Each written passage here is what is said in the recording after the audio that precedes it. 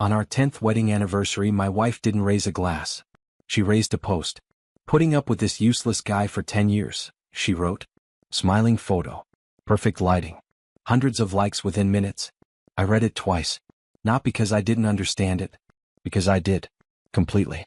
I looked up from my phone and saw her across the restaurant table, laughing at something her friend had just commented. She didn't notice me reading it. Or maybe she did.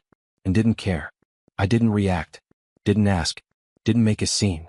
I finished my drink, stood up, paid the bill, and told her, "Happy anniversary." Then I left. That night I didn't go home.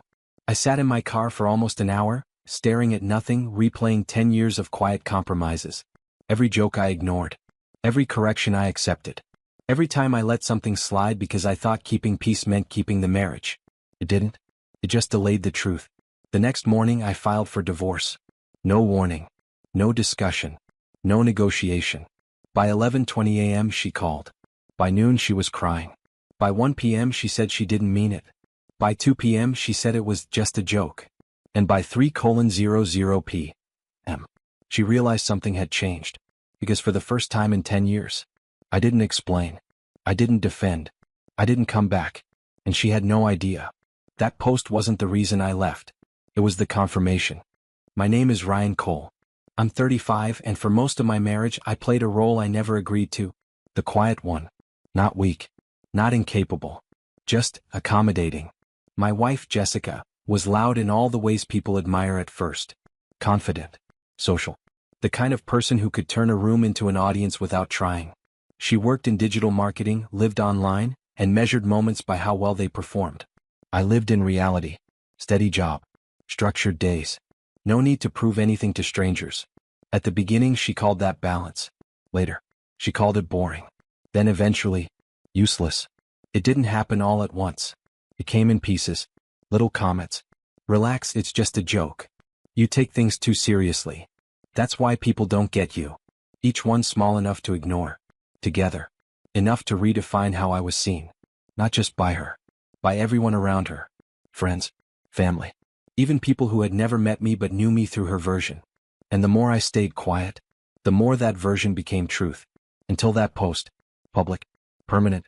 Unfiltered. That wasn't humor. That was identity. And the moment she hit post, she didn't just embarrass me. She finalized something she had been building for years. A version of me that I no longer recognized. By the time I filed for divorce, I already knew how she would respond. First, shock. Then, minimization. Then, emotion. It followed the same pattern as every argument we had ever had. At 11:20 a.m., my phone rang. Jessica. I let it ring. Then came the message. Are you serious right now? I didn't reply. At 11:47. This is insane. Over a post. Not over a post. That was the problem. By 12:15 she called again. This time I answered. Ryan, what are you doing? She demanded. You filed for divorce? Are you out of your mind? No, I said calmly. I'm clear. Pause. Then frustration. It was a joke, she said. People post things like that all the time. About their husbands? I asked. Silence. Then quickly, you know I didn't mean it like that. How did you mean it? I asked. Another pause. Longer this time. I was just being funny, she said. I nodded even though she couldn't see it. Then explain the joke, I said. Nothing. No answer. Because jokes require intention. And intention reveals truth. Ryan, don't do this, she said finally, voice softer now. You're blowing this out of proportion. No, I replied. I'm finally seeing it in proportion. That was the moment the tone changed. Because for the first time, I wasn't playing my role. I was stepping out of it. By 2 p.m. she had moved to the next phase. Emotion. Ryan, please, she said, voice breaking now. I didn't mean to hurt you. I listened. Not because it fixed anything. Because I wanted to hear if there was truth behind it. It was just a post, she continued. People exaggerate online. You know how it works. I did. That's why it mattered. You didn't exaggerate, I said. You revealed. Silence. Then sharper, defensive now. So now I'm the bad person? For one mistake. One mistake. I almost smiled. No, I replied. Not for one. That landed. Because we both knew it wasn't one. It was years. Years of small dismissals stacked so neatly they became normal. What do you want me to say? She asked. The truth, I said. Another pause. Then she tried something different. I love you, she said quickly. That one used to work. Not today. That's not what you showed, I replied. Frustration returned. So what? 10 years means nothing now. I leaned back in my chair. No, I said. It means everything. Pause. Then calmly. It showed me exactly what I was living in. That was the difference. She was trying to fix a moment. I was responding to a pattern. And patterns don't disappear because someone regrets being seen. By evening she deleted the post. Not quietly. Publicly. Replaced it with another. Some people don't understand humor. Sad how quickly things get twisted. I saw it. Didn't react. Because that wasn't an apology. That was repositioning. At 7:12 p.m. my sister sent me a screenshot. Is she serious? She wrote. I didn't answer. Because now it wasn't just about me. It was about control of the narrative. And Jessica was trying to rewrite it in real time. At 8:03 she called again. This time calmer. More careful. Right. I took it down, she said. Can we just talk like adults? We are, I replied. No, you're shutting down, she said. You're not even trying to fix this. Fix. That word again. Jessica, I said quietly, you don't fix something you never valued. Silence. Then softer. I do value you. I didn't respond. Because value isn't claimed. It's shown. I was embarrassed, she admitted suddenly. That caught my attention. Embarrassed of what? I asked. Pause. Then. Of how different we are, she said. There it was. Not a joke. Not a mistake. A belief. And beliefs don't disappear because they get exposed. They just become quieter.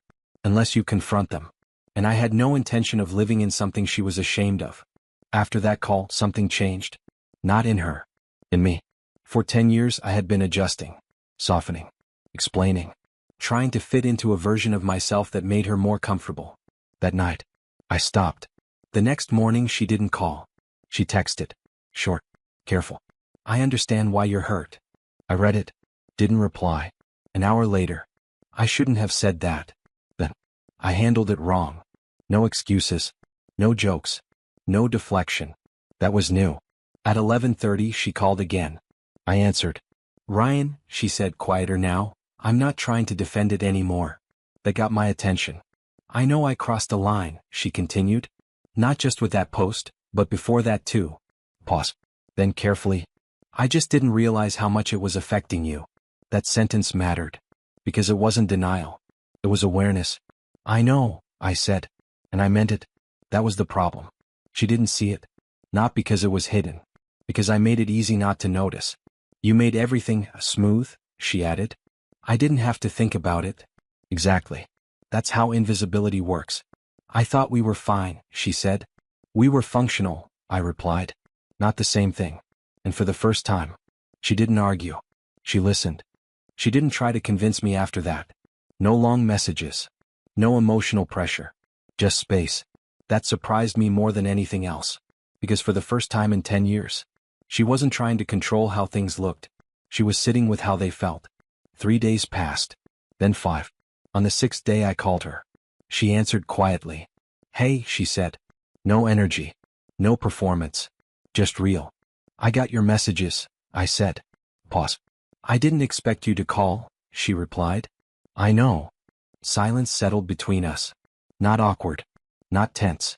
Just different. Then she said something I hadn't heard from her before. I didn't just regret the post, she said. I regret how I made you feel long before that. That mattered. Not because it fixed anything. Because it acknowledged the pattern. I thought being louder made me right, she continued. I didn't realize it was just making you smaller. I closed my eyes for a moment. Because that was the truth.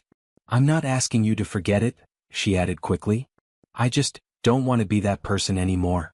Another pause. Then she asked carefully. So what happens now? I looked out the window. 10 years. One post. Years of silence behind it. If anything continues, I said calm and clear, it won't look like before. I know, she replied immediately. No hesitation. That was new. And for the first time, she wasn't asking for things back. She was asking for a chance to change. I didn't go back right away. Not because I didn't care. Because I needed to see if what she said would hold without me there. A week passed. No pressure. No posts. No indirect messages. Just quiet consistency. She stopped performing her life online. That alone told me more than any apology. On the 9th day I went back. Same house. Same driveway. But this time, no illusion. I walked in. Jessica was sitting at the table. No phone in her hand. No audience. Just her. "You came back," she said softly. "I did." Pause. Then she stood. Not rushing. Not reaching. Just present. "I meant what I said," she said. "Not about the post, about everything after." I nodded. Because I could see it. Not perfectly. But honestly. I looked around the house. Everything was the same. But now, nothing was invisible. "That's not the problem," I said. She frowned slightly. "What is?" I met her eyes. "You didn't just joke about me," I said. "You believed it." A moment passed. Then she nodded. "I did," she admitted. No defense. No excuse. Just truth. That mattered. Because change doesn't start with regret. It starts with recognition. And for the first time in 10 years, she saw me. Not as background. Not as support. But as a person. And this time, if anything continued, it would be built on that. Not illusion.